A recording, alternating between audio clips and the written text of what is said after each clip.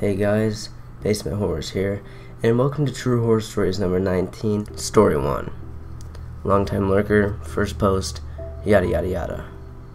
Alright, so, a bit of background on me before I start the story. I struggled all my life with severe anxiety. I used to have crazy blackout panic attacks when I was little, which as I got older, manifested into depression and insomnia. I often overthink things as I try to sleep, so I have a hard time sleeping. When I do get decent sleep, I often experience sleep paralysis, which has made me terrified to sleep for normal amounts of time. This all plays into the story, as I often get up and walk around to think and calm myself if I'm having an anxiety attack. So, about a month ago, it was 2 a.m. or so, and I couldn't get to sleep. I was having trouble with my ex and couldn't stop overthinking everything. As per usual, I got up and wandered. I walked to a park a few miles away from my house. It's usually empty that time of night, and I often would go there in the middle of this foresty area to just kind of sit and calm down. Being surrounded by nature often helps me calm down. I was sitting on a log and listening to some sad music, trying to avoid my thoughts, just my usual ritual, I guess you could say. All of a sudden, I heard leaves rustle about 10 to 20 yards away from me. I looked and saw nothing, so I figured it was just a small animal and continued doing my thing. After a few minutes, I heard more rustling and heavy breathing. I have a friend who suffers from the same things I do, and sometimes we meet up at the park and talk about stuff. I had texted him saying that we should meet up there, but he didn't respond. I thought maybe that it was just him climbing up the hill where I was at, so I loudly whispered his name. No answer.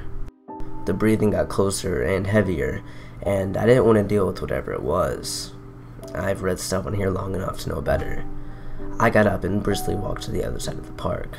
Probably a 20-minute walk. It's a pretty big park.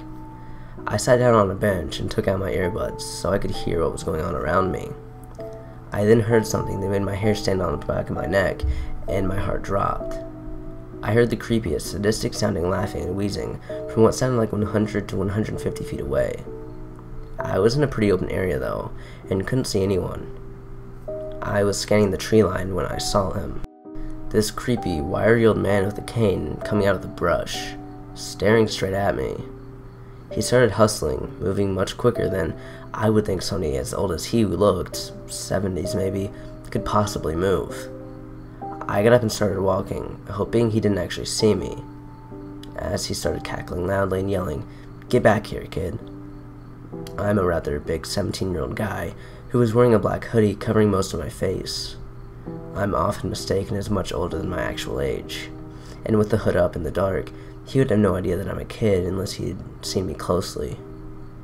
From a distance, I looked like a grown man.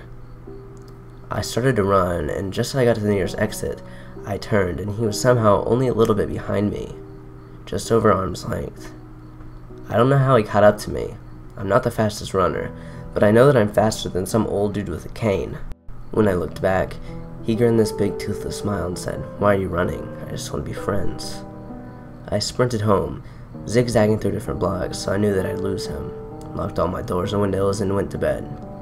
It was a weird encounter, but I've had weirder before in that park. The thing that makes this weird is that my manager at work told me that some old guy came in last week saying, "Is my name here?"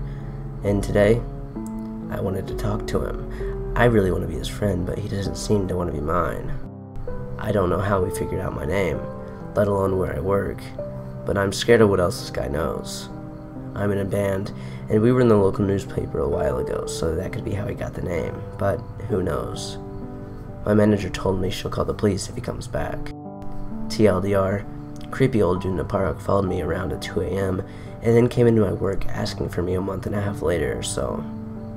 I'm really freaked out by that specifically. I'll update this post if anything else happens, but until then, creepy old dude from the park, let's not ever actually meet. Story number 2.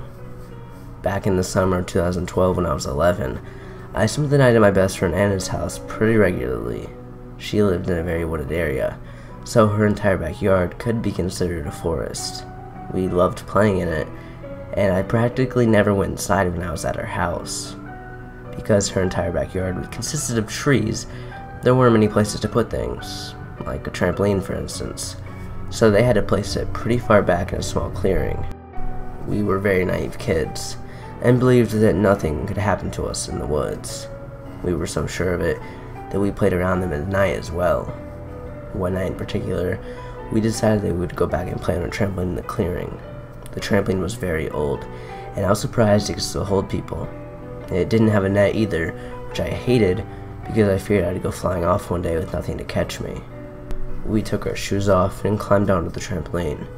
Something about jumping around in the dark was exhilarating. I was having a blast, but as we continued to jump, the atmosphere changed. I couldn't tell what it was, but the woods seemed darker and more intimidating than before.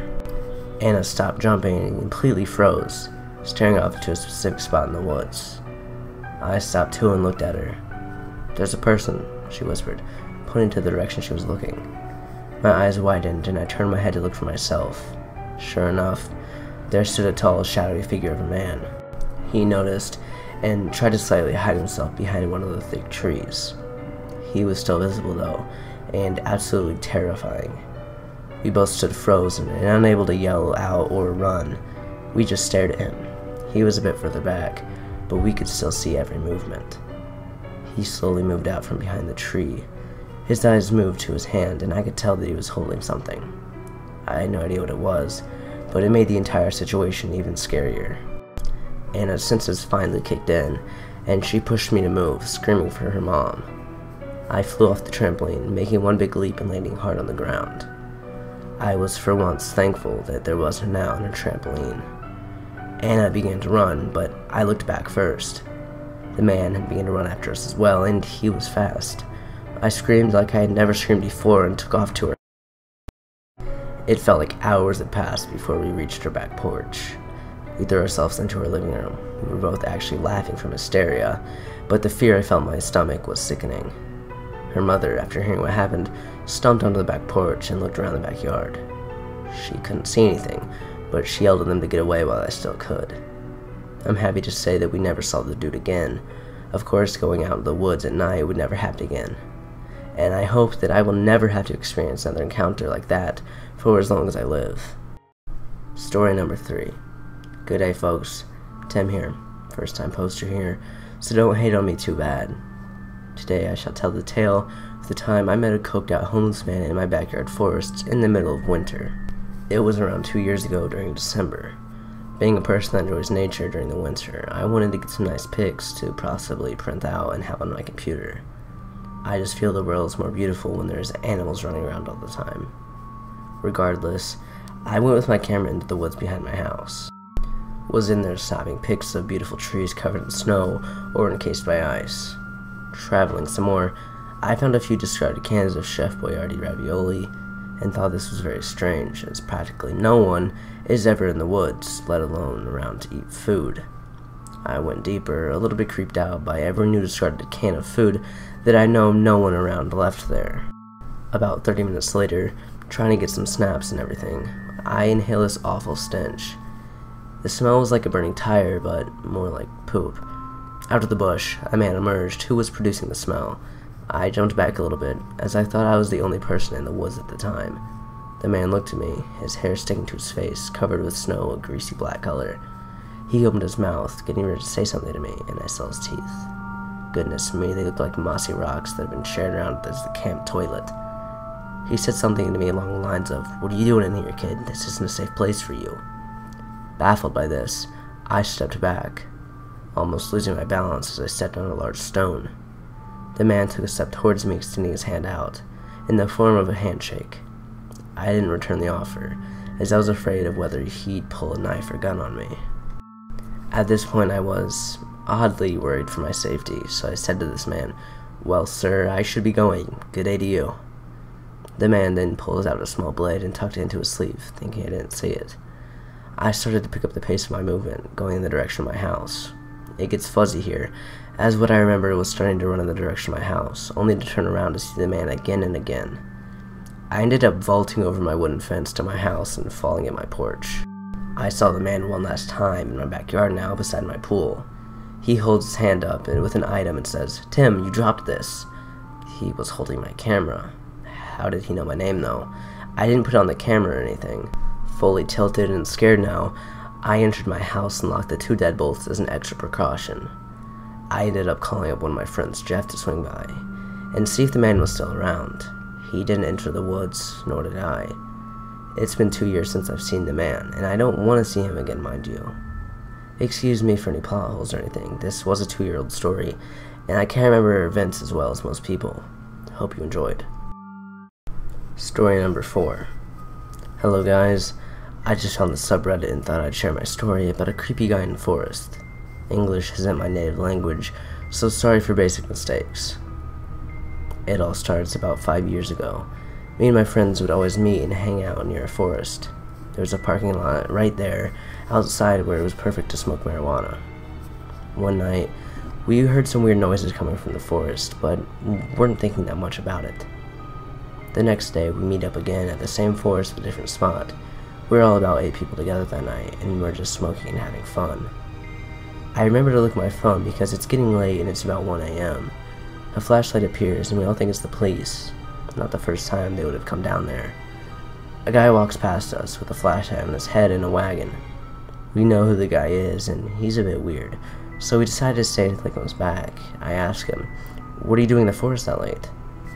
He replies with, "I'm counting the trees." We all found that funny, counting trees in the middle of the night. We call it a day and go home. Some weeks later, we meet up again in the forest. It's midnight, and we decide to go inside and explore the forest because we had nothing else to do. We rolled some joints to our adventure. I remember right when we got into the forest, I felt like somebody else was there. I just thought it was me being paranoid, and we began to walk in. We go maybe 900 meters in the forest, where we decided to turn off the lights. We turn them off and we mess around a bit with each other and have a laugh. I turn on my light because I need to light up a joint. We hear some noises, but think it's just an animal. While I'm holding my flashlight, while I try to cover the lighter from the wind, at the same time my corner of the eye spots a guy running while he's kind of crouching in front of us. Looks like he's trying to hide from us. We all ran as fast as we could to our cars and locked it. I still wonder if it's the same guy, and what he was doing in the middle of the forest at midnight. Info about the creepy guy. We would always meet this guy in town, no matter if it was day or night, so we kind of stalked him for a bit and did some research. He was going around the city collecting newspapers and cardboards. He wasn't hired to do it. We found an old news article about him working in a factory, and there was an accident where some chemicals got released where he worked, so that might explain why he was a bit weird. Story number 5. Hi, first time posting, but this is something I feel like I must share. Let me give you some background information. I'm 18 and living in Dagenham. It's quite a busy area, so there is normally a lot of people around. This particular night, me and my friend, I'll call him Jim, we're on our way to camp out at the local park. You were never allowed in there past 10 p.m., so we would have to hide from the park police. The park we were staying in was always busy up until about 9 p.m. Then it turns to a ghost field. Anyway, to the story, we had set out for the park at about 8:30, so by the time we got there wouldn't be anyone to grass us up. We arrived and everything went according to plan. We had the tent, snacks, portable DVD player, Pokemon Go at the ready. It was perfect. 10 p.m. came, and we heard the park police shutting up the gates. They're quite loud, so it's always easy to hear the gates creak. Once we were sure the police left, we decided to whip out our phones and play some Pokemon Go. There was a Pokestop in the park, and I had a lure module to use. We had been playing for about half an hour when we heard a loud bang come from the gate, like someone had ran into it. Dagenham's known for its drunks, so we shook it off as nothing. Cut the long story short, we went back to the tent, watched a couple of action films, and went to sleep. Not even an hour into sleep, I woke up with a horrible sense of dread, like somebody was watching me. All my senses were heightened. Something wasn't right. I hear crunching coming from behind the tent. I thought it must have been a fox until I heard it, or should I say them, speak. I managed to make out the words, "They're gonna hear us. Keep your mouth shut." I quietly but violently shook Jim to wake him up and told him what I'd heard. I needed to make sure I wasn't crazy, so I made him listen. While listening, his face turned white. The fear spread across his face. I grabbed his arm hard and whispered, "We need to make a run for it. Just trust me." We didn't hesitate. We're both quite athletic people, so running isn't a problem. We slowly unzipped the tent, and with one big breath, made a mad dash to the gate. We heard pounding footsteps and heavy breathing behind us, as the guy shouted in a horrible musky voice, "Oi, slow down, we just want to play with you." And both the guys started laughing madly, like seriously. It was a messed up laugh. We made it over the fence and left over it with ease. The rest of it was just a mad dash to my house, which was only around the corner. We made it back, slammed the door, ran up to my room, and peeked out my bedroom window. We saw both guys sprint past my house, holding something metallic. It was hard to see what it was in the pitch black due to the street lamp being out. Go figure. At that moment, I turned to Jim and asked why he looked too terrified back in the tent. He then went on to explain what he heard the guy say. "You grab the small one, the large one's mine. The bigger they are, the bigger the challenge." That terrified me. We went back to the tent the next morning and found all of our stuff destroyed. The tent was slashed, portable DVD player was snapped in half, and all of our food was thrown all over the place. We never told anyone. I think we were too proud to say that we ran away. All I know is I'm never going camping again. Thanks for reading, guys. See ya. Story number 6. Hello there. I'm a 13-year-old female. This happened when I was 9 years old. Not that long ago, so I remember a lot. It may not be as scary as some of the other stories, but it scared me due to the fact that this wasn't my first encounter with a pedophile, and I'm actually left mentally scarred from my earlier childhood when I was actually sexually assaulted. Anyway, back to the story. My grandpa, at the time, had a girlfriend who was emotionally abusive towards him, who he only broke up with recently. Her name was Mindy. She also brought her 23-year-old daughter named Ava. My grandpa is a man who loves nature. He likes to go fishing, camping, and watches the Nature Channel documentaries. He decided to take me and his girlfriend and her daughter out of state to go to a campsite near a lake where we could go in the water on a raft to catch fish. The place was a big campground and had some small shops and some domestic animals. It also had a playground, and that's where the scary part takes place, but we'll get to that in a minute.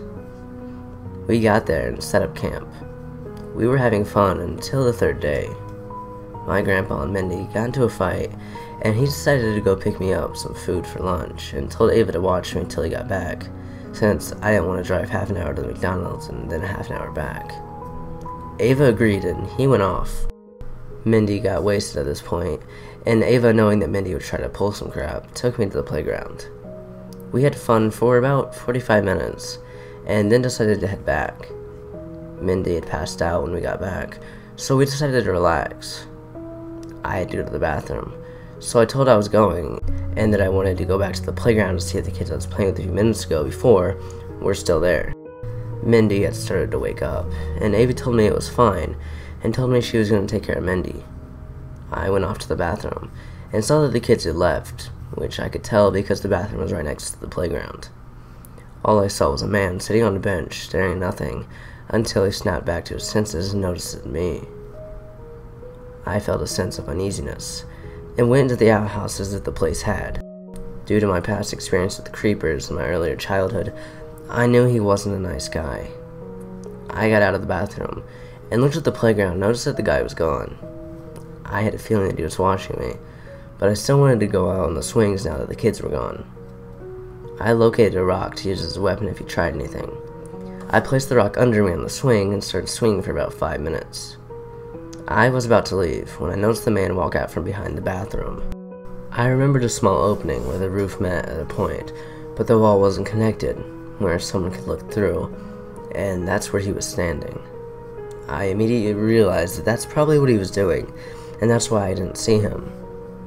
He quickly walked over to me, and I couldn't run away because he was coming from the direction of the opening playground, and behind me was a tall fence that led to the woods. I got off the swing and went to pick up the right rock, but the man was right next to me at that point, and I felt like he would react badly to me threatening him with the rock, and there wouldn't be enough time for me to pick up the rock and hit him before he tried to grab me. At that moment, he leaned forward and asked me a question. Hey there, do you happen to be French Canadian? This question confused me, and I told him yes. Then he said in a low voice, I like French Canadian little girls. I didn't know what to do, but then a goat that belonged to the campground walked along the side of the path. This was the time of day that they let the two goats walk around, and the playground was near the farm area. I saw it and gave a surprised look, and the man turned around and looked at it. "You like goats?" I picked up the rock, and he looked at me with a curious look, then smiled. I inched my way past him and ran back to the tent. I didn't tell anyone, because I didn't want my grandpa to find out and go back to prison. He'd gone to prison before, for unrelated reasons, and I knew if he found the guy, he would have killed him. We left 3 days later, and I never saw him again, so creepy guy who likes French Canadian girls, let's not ever meet again.